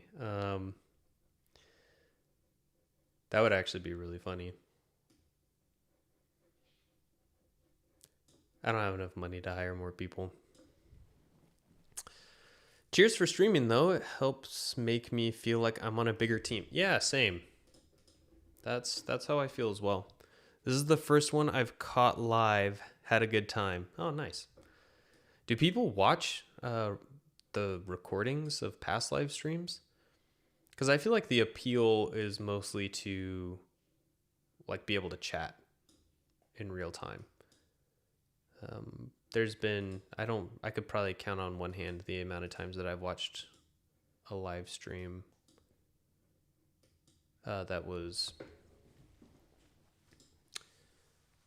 not live. Thanks for the stream. You're welcome, Tech Dave. Anything for you, Tech Dave. If you guys want to help me brainstorm for the last couple minutes, that'd be cool. Or we can just talk about whatever. Basically, I need to go in and make sure stuff is broken, but I don't want to do live streams are supposed to be fun, lighthearted, not debugging or refactoring, you know what I mean? So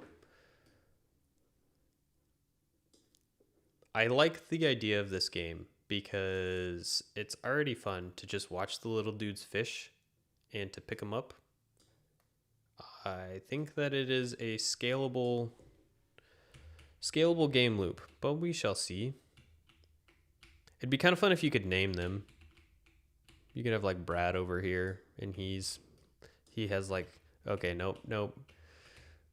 That's probably out of scope of what I want to do, but it could be fun. I mean, Brad over here, maybe he like has like a grandpa that taught him how to fish and he's like more proficient in fishing.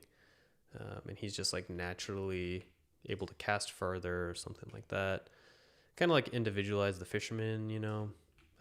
Or we can keep them as faceless blobs and they can basically just be like machines in our fishing farm.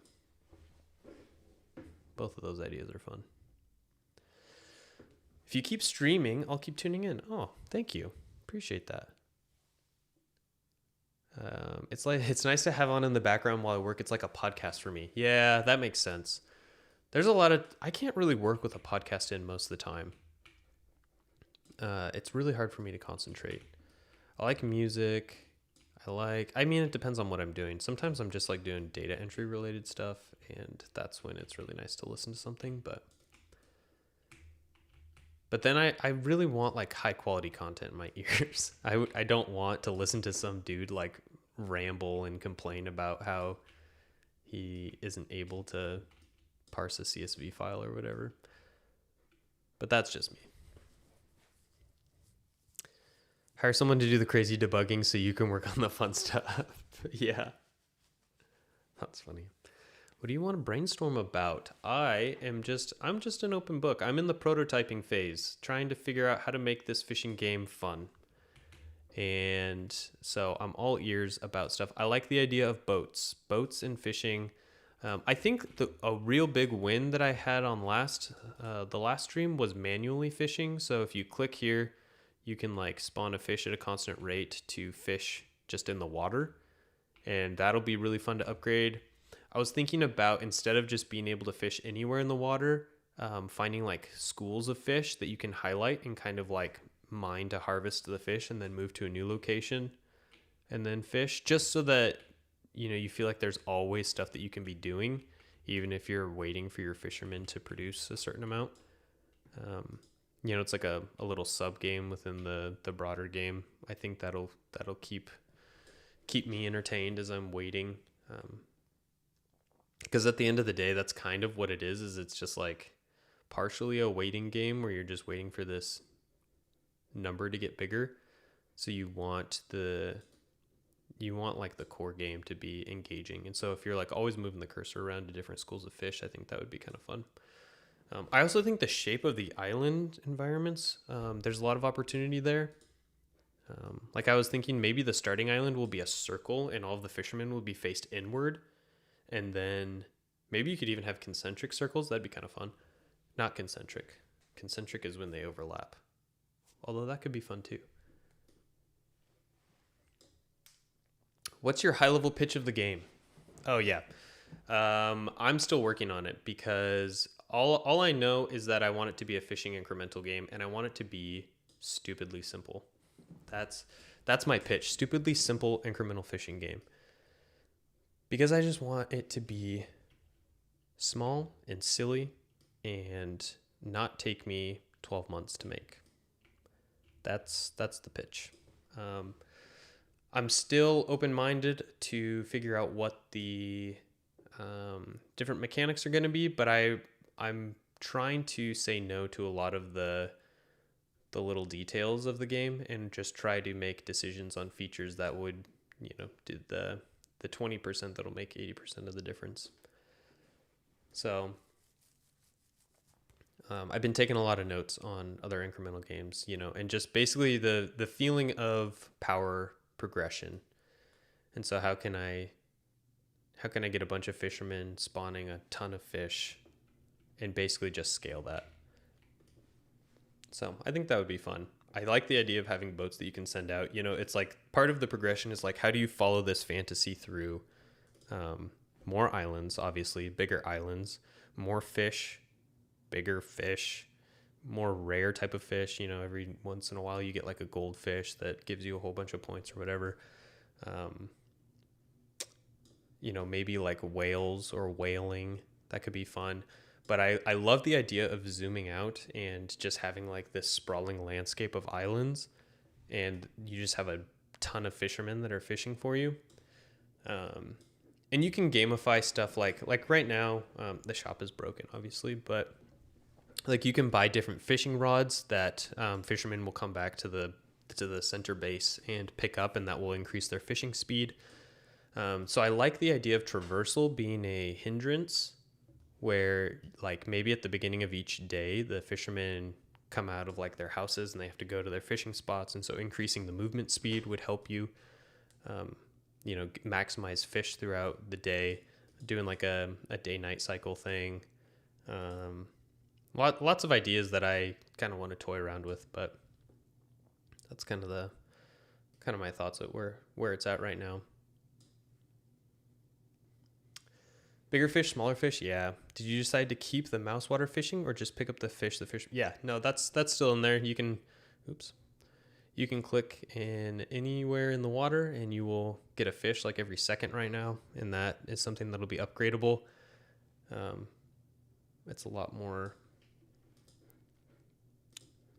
Here, I can just hard code it actually. Let's go to the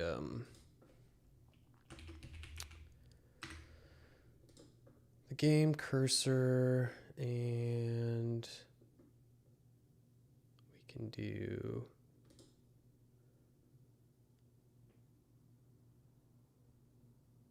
this. There we go.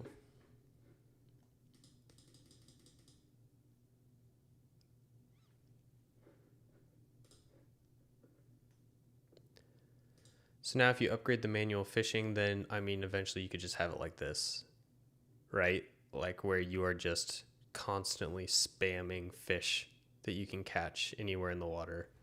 And I think that's fun, right? Like I think that's fun. It feels good anyway.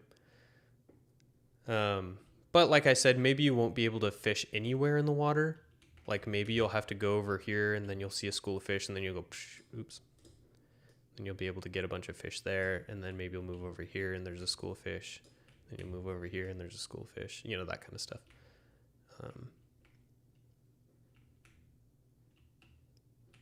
But yeah, I think that's a fun mechanic to upgrade. Different poles for different size fish or fast reeling rate would be cool. Yeah. I think that's a good idea too. How far do you think you need to develop the game to decide whether it's fun? Well, I'm glad you asked because let me show you. Where? Oh, I actually already have it open, but I'm on the wrong branch.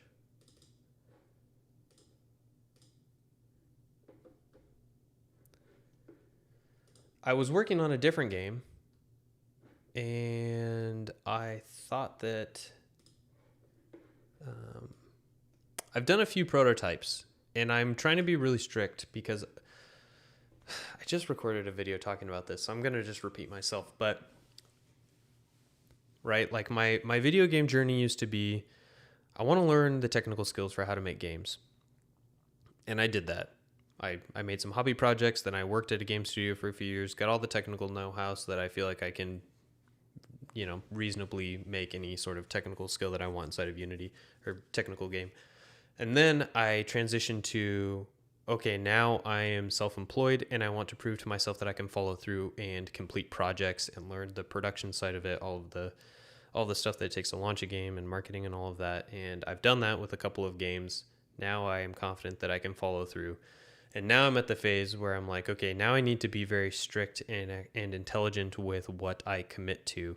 Instead of just saying, it doesn't matter what the game is, I just need to follow through with it. Now I'm at the phase where I'm like, well, I need to make sure that this is something fun and viable, and I want to be proud of the quality of the game that I'm putting out. All that to say, let me see if I can pull up this old project. Oh, are we having issues? Yeah, this happened last time too. This is what happens when you try and do stuff on stream.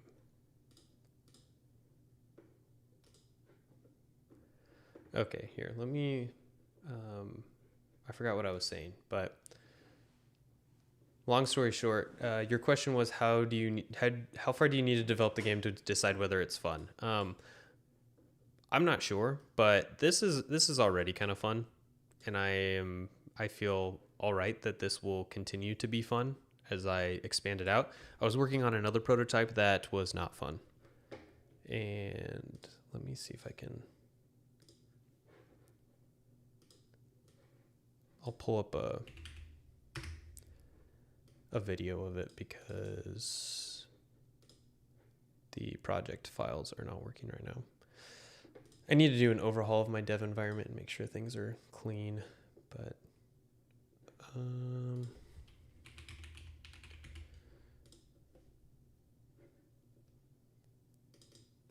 not this one.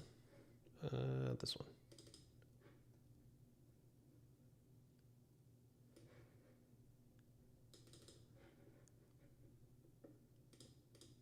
Okay. This is the project that I was working on like a month ago or something. And the idea was having a Coliseum slot machine auto battler game where you run a slot machine to decide which warriors you're going to send out into battle and what gear they're going to have. And then you earn coins based off of, you know, winning the fight, and you're able to upgrade your slot machine and buy modifiers for the slot machine, buy different types of warriors and weapons that they can use. And I really like this idea in theory, but then I realized, to answer your question, It's not fun. The meaningful choices that the player have are just based off of what's in the shop. And I just was playtesting this game and I feel like it's a good idea, but I feel like all of the gameplay is in store choices. And that just did not appeal to me for trying to make a fun game. So yeah, this is a prototype that I put together that I still feel like is a good idea, but I just was playing it and I'm like, yeah, I'm not feeling it. So that's when I transitioned to the fishing game. I actually went back to the fishing game because I had done a smaller prototype version of it a while back, and I'm like, the fishing game is way simpler and it's already more fun to play than the slot machine game. So that is an example from my own life. Okay, I'm way behind on chat.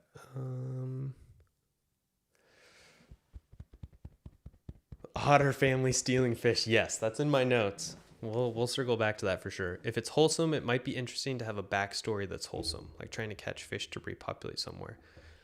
I like that idea, but I was actually thinking about going the opposite direction because it looks like the art is wholesome, like the idea of just fishermen and collecting fish is wholesome, but then I kind of like a story driven element where it's just abusive and exploitative, where you just like are farming all of these fish. And I was thinking maybe they go into like a pipe in the middle of the central island, and then you unlock an area where you get to go to like the next zone and it's underneath the ground and you get to see what they're doing with all the fish that you catch, and it's like really morbid. We'll see. That's an idea that I had, but I was thinking about the idea of like wholesome versus something a little less wholesome. But like I said, I'm very cognizant of scope creep for this project. I agree with Isto. I feel like it sets some sort of goal for the player. Otherwise, they're aimlessly fishing. Yeah, exactly. Doesn't have to be deep, but it gives the player purpose. Yeah. Been in talks with Aramis or Thornity about the game. I have been talking to both of them, and they have opinions that I appreciate. So, yeah, I like talking to those guys. I have both with Thornity and Aramis. We recorded a podcast recently, and those should be coming out within the next few weeks. But it was fun talking to them both independently about their game, a game about feeding a black hole. Their thoughts were very, very interesting. It's funny you're doing a fishing game because I've been putting together a tribal hunting mini game for fun. Oh, nice. That's cool. Time for boots. Yeah. This is going to be a thing one day. Maybe that'll be the last thing I add to this game. Strat games that have fishing use designated locations. They have a particle effect that indicates the fish. Yeah. With this water shader though too, I also have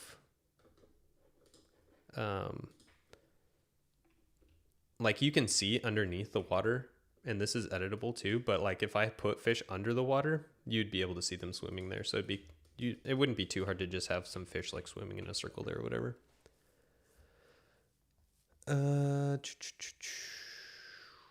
Similar to slots and daggers. Matt Cole, my man. Yes, that is exactly correct. Fish oil extraction. Yeah. I struggle with that sort of thing. Ideas sound fun in theory, but I can never find the fun in the game itself once a prototype is made. Yep, that is exactly where I'm at as well. I'm trying to figure out how to find the fun. And so basically, I talked about this in my podcast with Aramis, but the two things that I want to concentrate on for my next couple of game dev projects are two things: deadlines and dog fooding.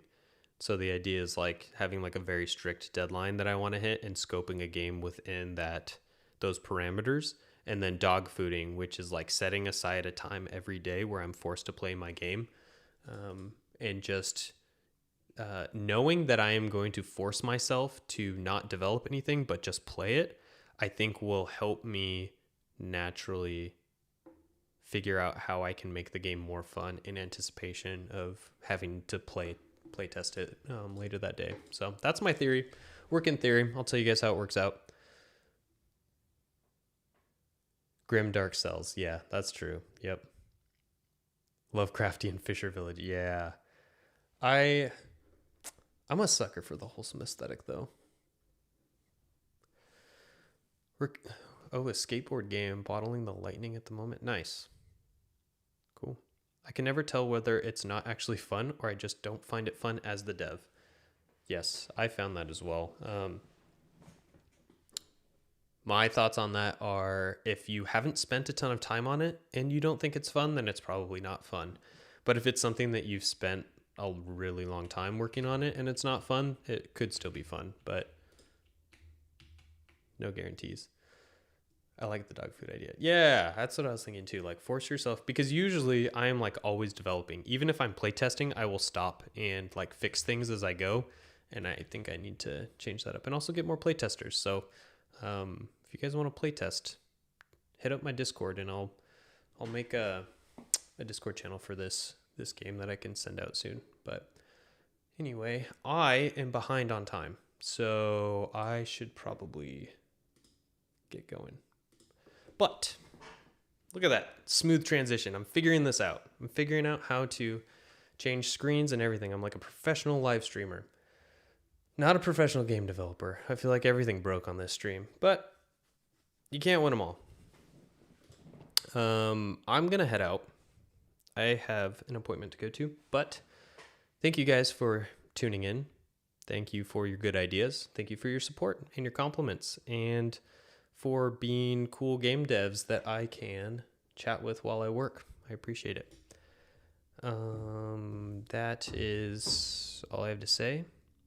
And I realized this as I was recording a video later today. My outros are getting more and more awkward whenever I do anything. A recording or a podcast or a live stream. They just get cringier every time. So anyway, that's that. Bye. No, but really appreciate it, guys. I will see you